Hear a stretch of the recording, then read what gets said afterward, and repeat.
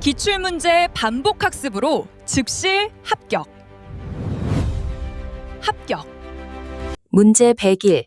부동산 투자회사법상 위탁관리 부동산 투자회사 리츠에 관한 설명으로 옳은 것은 1. 위탁관리 부동산 투자회사는 실체 있는 회사로 임직원을 직접 고용하여 자산을 운용한다.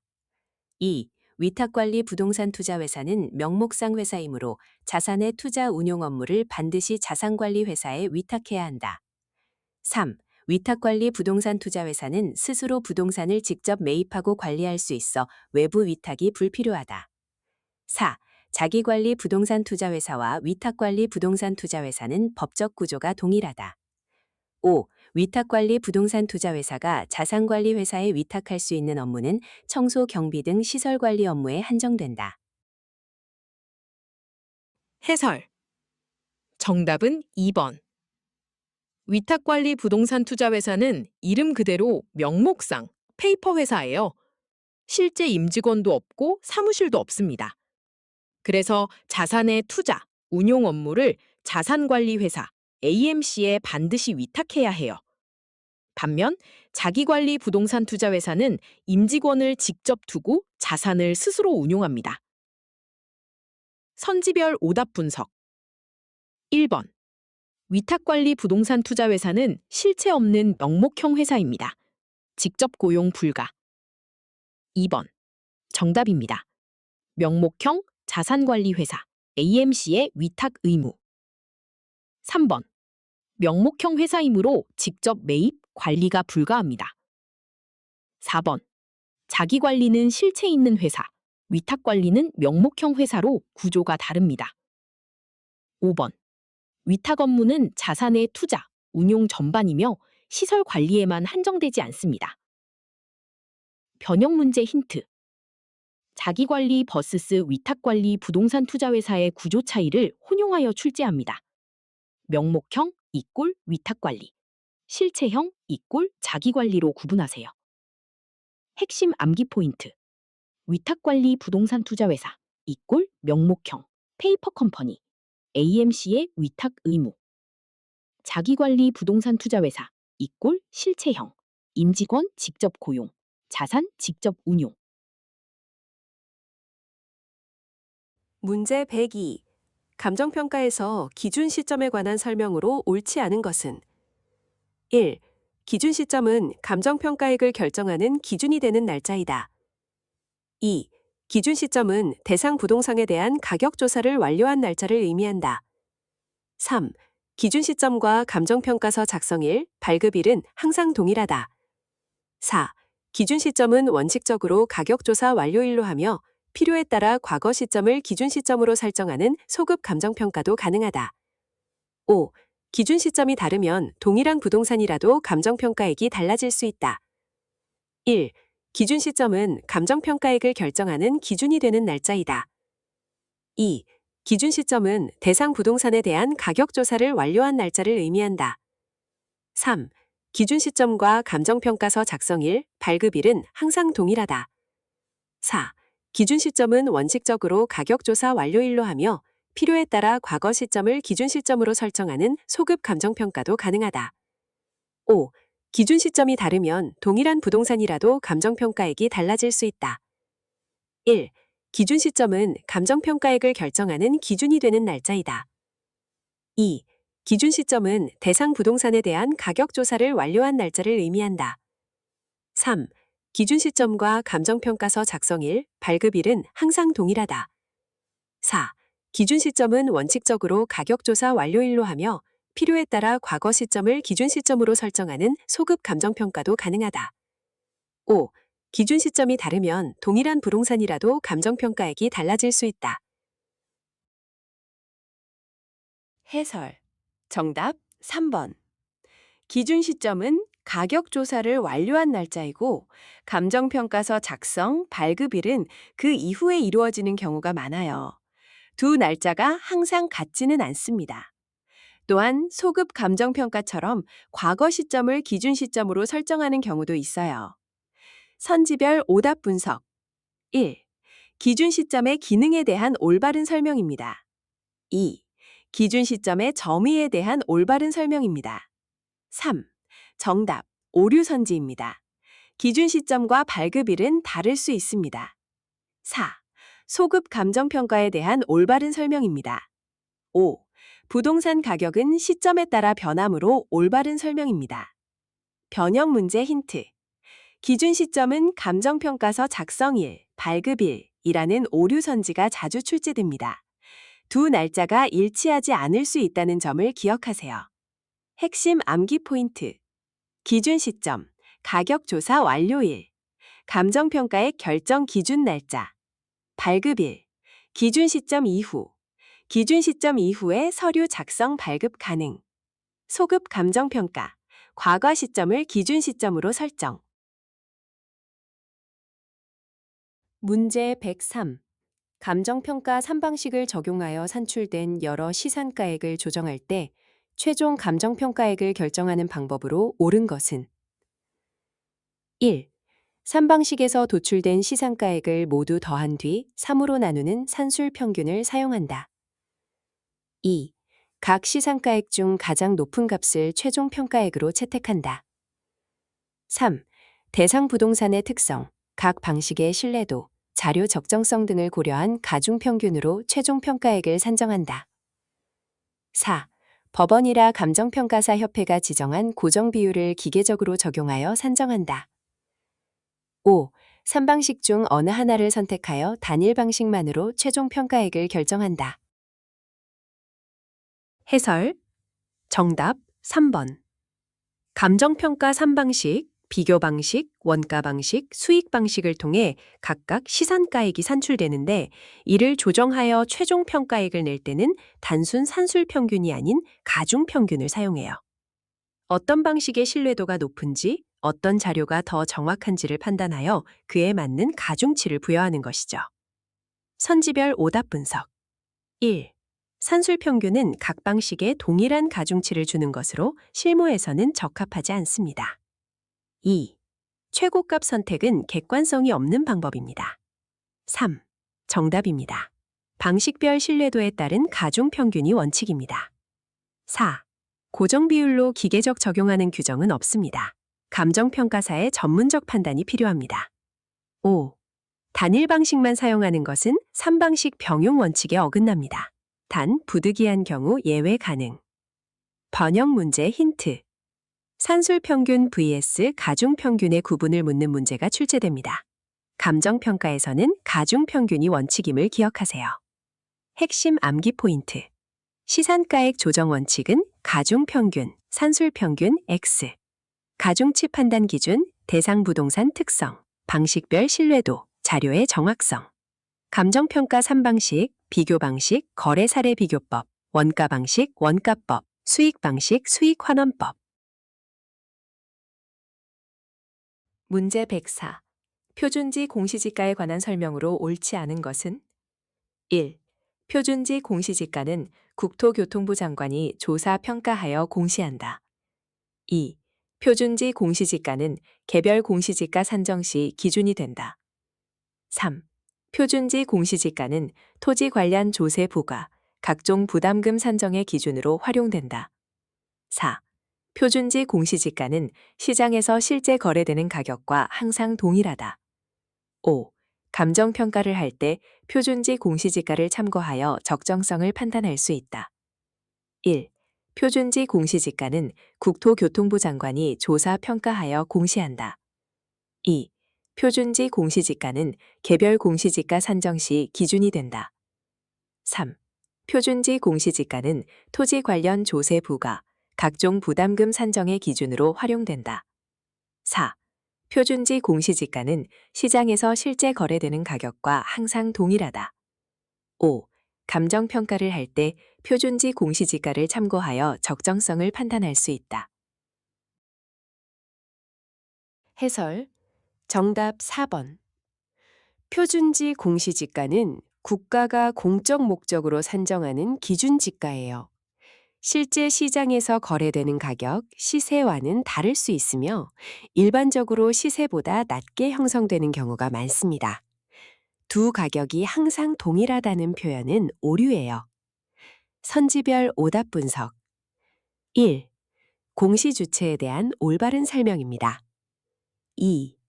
개별 공시지가 산정의 기준이 된다는 올바른 설명입니다. 3. 표준지 공시지가의 활용 목적에 대한 올바른 설명입니다. 4. 정답 오류선지입니다. 공시지가와 시세, 실거래가는 다릅니다. 5. 감정평가 시 참고 기준이 된다는 올바른 설명입니다. 변형 문제 힌트. 공시지가 공실거래가라는 선지와 함께 개별 공시지가 공시주체를 국토교통부 장관으로 틀리게 제시하는 문제가 출제됩니다. 개별 공시지가는 시장, 군수, 구청장이 공시합니다. 핵심 암기 포인트. 표준지 공시지가 공시, 국토교통부 장관. 개별 공시지가 공시, 시장, 군수, 구청장. 표준지 공시지가 공실거래가, 시세, 실거래가. 용도, 개별 공시지가 산정 기준, 조세, 부담금 기준. 문제 105. 감정평가에서 지역 분석과 개별 분석에 관한 설명으로 옳지 않은 것은 1. 지역 분석은 대상 부동산이 속한 지역의 표준적인 이용과 지역 가격 수준을 판정하는 분석이다. 2. 개별 분석은 대상 부동산 자체의 개별적 특성을 분석하여 최유효 이용과 구체적인 가격을 판정한다. 3. 지역 분석이 먼저 이루어진 후 개별 분석이 뒤따르는 순서로 진행된다. 4. 개별 분석은 지역 분석의 결과와 관계없이 독립적으로 수행되며 두 분석의 결과를 통합할 필요가 없다. 5. 지역 분석은 인근 지역, 유사 지역, 동일 수급권을 대상으로 이루어진다. 해설. 정답 4번. 지역 분석과 개별 분석은 독립적이지 않아요. 지역 분석에서 지역의 표준적 이용을 판단한 결과를 바탕으로 개별 분석에서 대상 부동산의 최유효 이용과 구체적 가격을 판정해요. 두 분석은 연속된 과정으로 결과를 통합해야 합니다. 선지별 오답 분석. 1. 지역 분석의 정의에 대한 올바른 설명입니다. 2. 개별 분석의 정의에 대한 올바른 설명입니다. 3. 지역 분석, 개별 분석 순서에 대한 올바른 설명입니다. 4. 정답, 오류선지입니다. 두 분석은 연계되어야 하며 결과 통합이 필요합니다. 5. 지역 분석의 범위에 대한 올바른 설명입니다. 변형 문제 힌트. 지역 분석은 최유효 이용 판정, 개별 분석은 표준적 이용 판정으로 뒤바꾸는 선지가 자주 출제됩니다. 핵심 암기 포인트. 지역 분석 표준적 이용 플러스 지역 가격 수준 판정, 거시적. 개별 분석 최유효 이용 플러스 구체적 가격 판정, 미시적. 순서, 지역 분석, 개별 분석. 두 분석은 연계됨. 문제 106. 부동산 투자 분석의 비율 분석법에서 사용하는 부채 감당률 DCR에 관한 설명으로 옳은 것은 1. 부채 감당률은 총투자액 대비 자기자본의 비율을 나타내는 지표이다. 2. 부채 감당률이 1보다 크면 순영업소득이 부채 서비스액을 감당하지 못한다는 의미이다. 3. 부채 감당률은 순영업소득 NOI를 부채 서비스액 DS로 나누어 산출하며 이 값이 클수록 대출 상환 능력이 높다. 4. 부채 감당률이 1 미만이면 투자 안정성이 높다고 평가된다. 5. 부채 감당률 산출 시 분자에는 부채 서비스액이 들어간다. 1. 부채 감당률은 총투자액 대비 자기자본의 비율을 나타내는 지표이다. 2. 부채 감당률이 1보다 크면 순영업소득이 부채 서비스액을 감당하지 못한다는 의미이다. 3. 부채 감당률은 순영업소득 NOI를 부채 서비스액 DS로 나누어 산출하며 이 값이 클수록 대출 상환 능력이 높다. 4. 부채 감당률이 1 미만이면 투자 안정성이 높다고 평가된다. 5. 부채 감당률 산출 시 분자에는 부채 서비스액이 들어간다. 해설. 정답은 3번. 부채 감당률 DCR, Debt Coverage Ratio 공식은 다음과 같아요. DCR은 NOI, 순영업소득, 나누기 DS, 부채 서비스액. DCR이 1보다 크면 NOI가 원리금 상환액보다 크다. 상환 능력 있음, 안전. DCR이 1보다 작으면 NOI가 원리금 상환액보다 작다. 상환 불가, 위험. 값이 클수록 대출 상환 능력이 높고 투자 안전성이 높습니다. 선지별 오답 분석. 1번. 자기자본 비율은 자기자본 비율, LTV 관련의 개념이지 부채 감당률이 아닙니다. 2번. DCR이 1보다 크면 NOI가 부채 서비스액을 감당할 수 있다는 의미입니다. 반대로 서술된 오류 선지입니다. 3번. 정답입니다. DCR은 NOI 나누기 DS 클수록 상환 능력 높음. 4번. DCR이 1보다 작으면 상환 능력이 부족하므로 위험합니다. DCR이 1보다 커야 안전해요. 5번.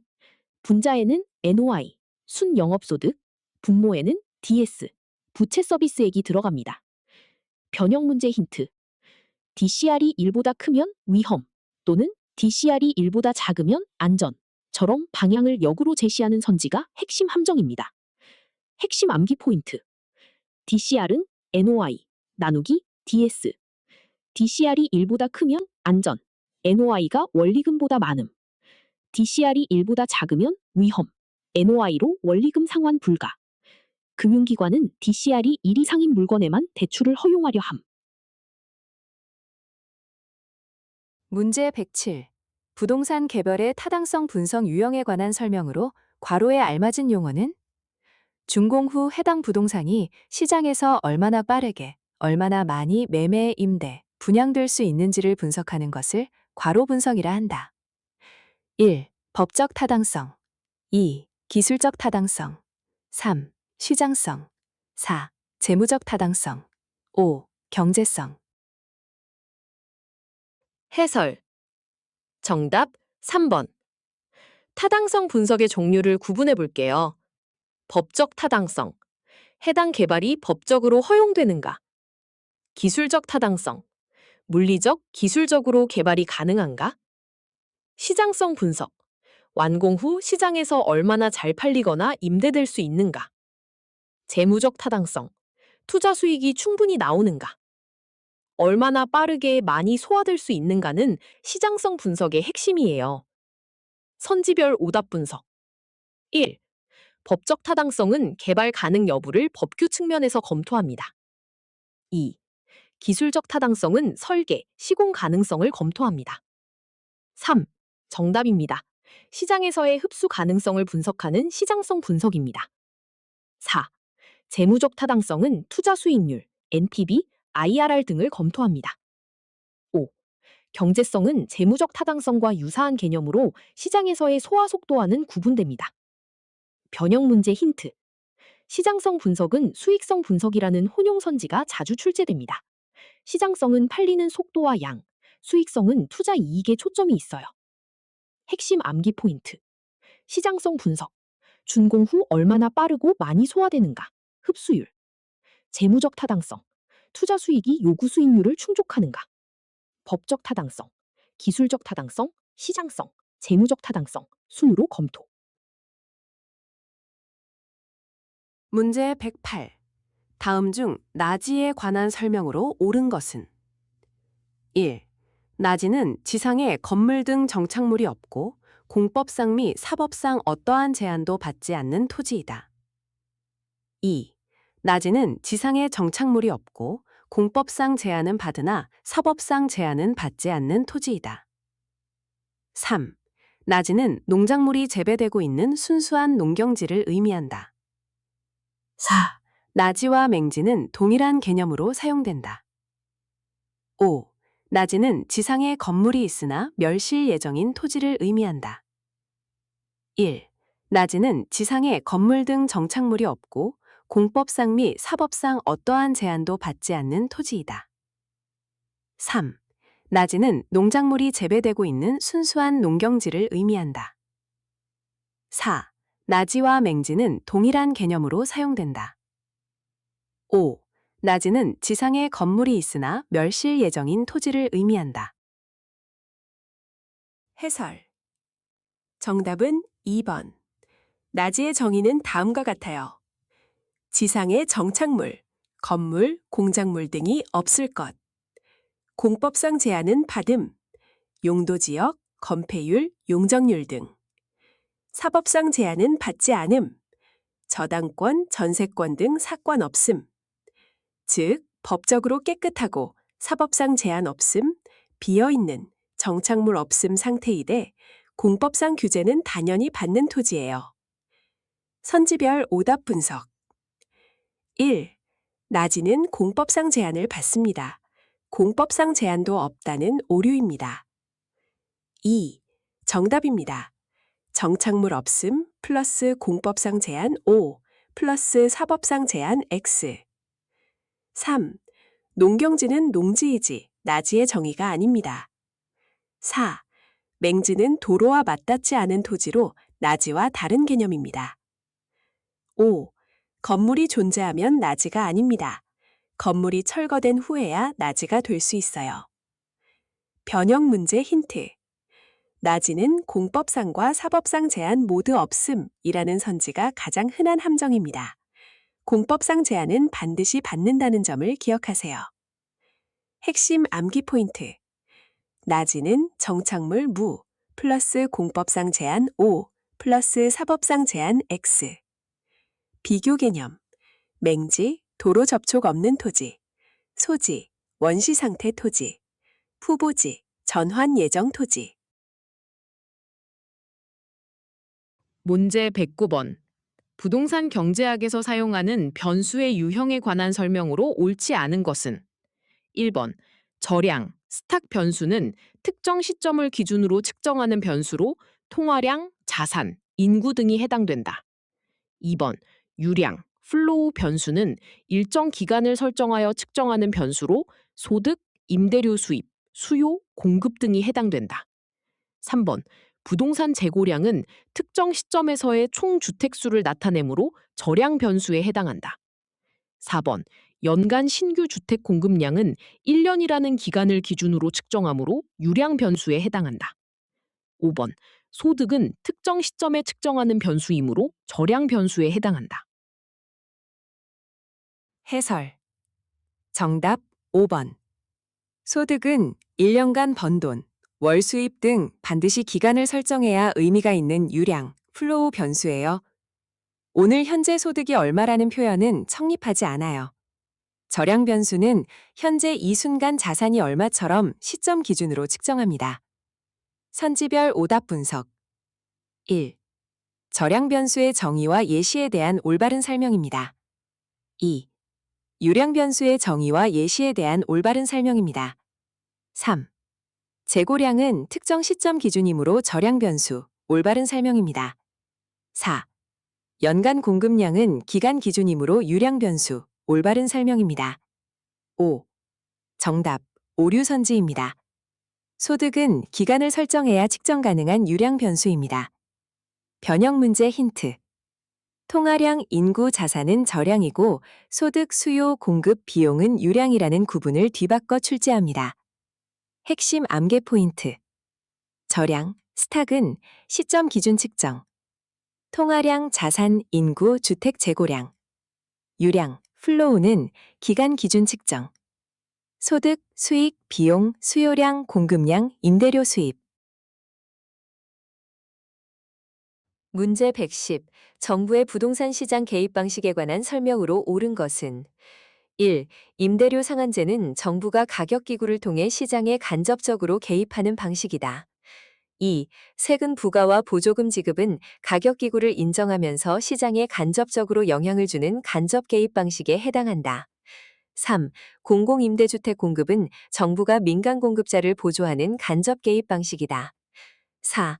임대료 규제와 공공 직접 투자를 통해 정부가 공급자 소비자 역할을 직접 수행하는 것은 간접 개입에 해당한다. 5. 정부의 부동산 시장 개입은 시장 실패가 없는 상황에서 더욱 활발히 이루어진다. 1. 임대료 상한제는 정부가 가격 기구를 통해 시장에 간접적으로 개입하는 방식이다. 2. 세금 부과와 보조금 지급은 가격 기구를 인정하면서 시장에 간접적으로 영향을 주는 간접 개입 방식에 해당한다. 3.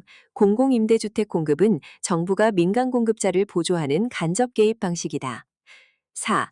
임대료 규제와 공공 직접 투자를 통해 정부가 공급자 소비자 역할을 직접 수행하는 것은 간접 개입에 해당한다. 5. 정부의 부동산 시장 개입은 시장 실패가 없는 상황에서 더욱 활발히 이루어진다. 해설.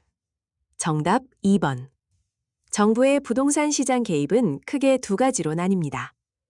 직접 개입. 정부가 직접 가격을 통제하거나 공급자 소비자 역할을 대신함. 임대료 상한제, 공공주택 직접 건설 공급, 토지 수용. 간접 개입. 가격 기구, 시장 원리를 인정하면서 세금, 보조금 등으로 유인. 세금 부과, 보조금 지급, 금리 조정. 2번은 간접 개입의 정확한 설명이에요. 선지별 오답 분석. 1. 임대료 상한제는 가격을 직접 통제하는 직접 개입입니다. 2. 정답입니다. 세금과 보조금은 시장 요인을 활용하는 간접 개입입니다. 3. 공공임대주택 직접 공급은 정부가 공급자 역할을 하는 직접 개입입니다. 4. 직접 가격 통제와 직접 투자는 직접 개입에 해당합니다. 5. 정부 개입은 주로 시장 실패, 외부 효과, 공공재, 정부 비대칭 등을 교정하기 위해 이루어집니다. 반영 문제 힌트. 임대료 규제에는 간접 개입이라는 오류 선지가 자주 출제됩니다. 가격 자체를 직접 통제하면 무조건 직접 개입임을 기억하세요. 핵심 암기 포인트. 직접 개입. 가격 직접 통제, 공공 직접 공급 투자, 임대료 상한제, 공공주택 건설. 간접 개입. 가격 기구 인정 플러스 유인 제공, 세금, 보조금, 금리 조정. 개입 이유. 시장 실패 교정, 외부 효과, 공공재, 정부 비대칭.